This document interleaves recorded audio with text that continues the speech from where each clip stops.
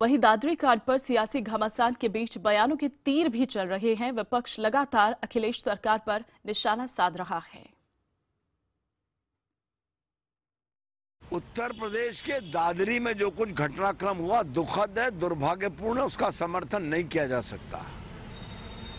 लेकिन इसके लिए जिम्मेदार उत्तर प्रदेश की समाजवादी पार्टी की सरकार है और अपने ऐब को छिपाने के लिए यहां बुलाया गया है।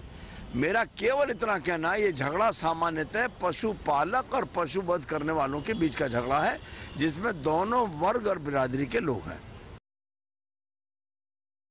प्राइम मिनिस्टर है जो पूरी तमाम चीजों का मौके पे जिसके ऊपर जिम्मेदारी है, जो सबका साथ सबका विकास के लिए बात कर रहे हैं, उनके जो पार्टी के लोग हैं, उनका जो कल्चरल मिनिस्टर है वो सारी दुनिया की बकवास करते फिर रहे हैं वहां पर। क्या प्राइम मिनिस्टर आरएसएस के प्राइम मिनिस्टर है? क्या प्राइम मिनिस्टर बीजेपी के प्राइम मिनिस्टर है? क्या वो पूरे मुल्क के प्राइम मिनिस्टर नहीं है? आप किस तरह के प्राइम मिनिस्टर हो भाई? और वहीं बीजेपी सांसद साक्षी महाराज ने दादरी कांड के बहाने तमाम दलों पर निशाना साधा है। उन्होंने कहा कि लोग इतने नीचे स्तर पर गिर जाएंगे ये सोचा नहीं था। वहां के सांसद गए, अखिलेश ने उनके परिवार को बुलाया, ठीक है, लेकिन ओवैसी क्या करने गए? यूपी में मुसलमानों के मसीहा तो मुलायम है, केजरीवाल क्या करने गए? और तो और कांग्रेस के पप्पू क्या करने गए? आजम खान भी तो मुसलमानों के मसीहा बने हैं। तो अखिलेश जी से ये सवाल है कि क्या कोई हिंदू अगर मरता तो आप पैसा देंगे? मेरा मानना है कि उत्तर प्रदेश में मुसलमानों के मसीहा तो मुलायम सिंह हैं। ओवैसी तो केवल अराजकता फैलाना चाहता है और मेरी जानकारी के अनुसार इसको लेके मुलायम सिंह चिंतित भी हैं। और आजम खान जैसे लोग मुलायम सिंह के पास हैं तो एक ओवैसी का आना, उसके बाद दिल्ली समझती नहीं केजरीवाल वहां पहुंच गए। क्या करेंगे केजरीवाल? और तो और कांग्रेस का पप्पू वहां पहुंच गया, जैसे राजनीति की एबीसीडी नहीं आती। दादरी कांड पर वीएचपी नेता साध्वी प्राची के बयान को लेकर भी विवाद खड़ा हो गया है। नेताओं ने बयान को लेकर उनकी जमकर खिंचाई की।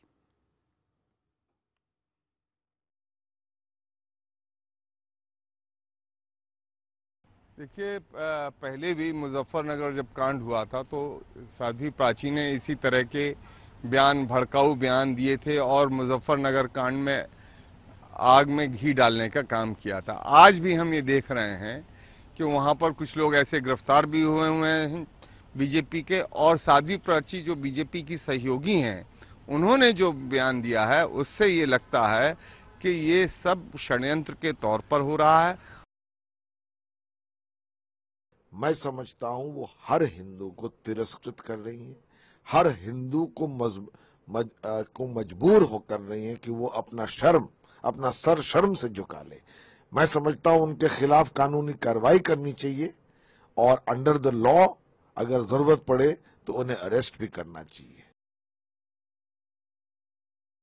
जिस तरह का स्टेटमेंट उन्होंने इस मर्तबा दिया है, हमको तो उसको रिपीट करते हुए भी शर्म आती है कि एक औरत होकर, एक साध्वी अपने आप को कहलाने के बावजूद वो इतने खराब स्टेटमेंट देती हैं जिससे आपस में भाईचारा बिल्कुल खत्म हो जाए। मैं समझता हूं कि ये जो उनका स्टेटमेंट, अभी जिस तरह का उन्होंने स्टेटमेंट दिया है कि गौ खाने वालों के साथ में यही असर होना चाहिए, तो ये बहुत ही प्रोवोकेटिव स्टेटमेंट है।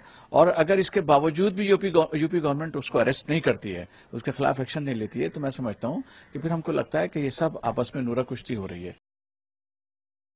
आइए आपको सुनवाते हैं साध्वी प्राची का वो बयान जिस पर इतना विवाद खड़ा हुआ है।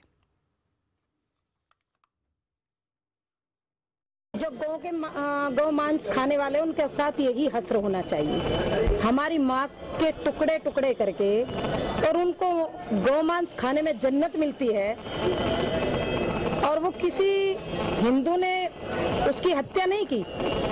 उसके अखलाक के भाई ने खुलासा किया है वो किसी साजिश के तहत आपसी रंजिश में मारे गए।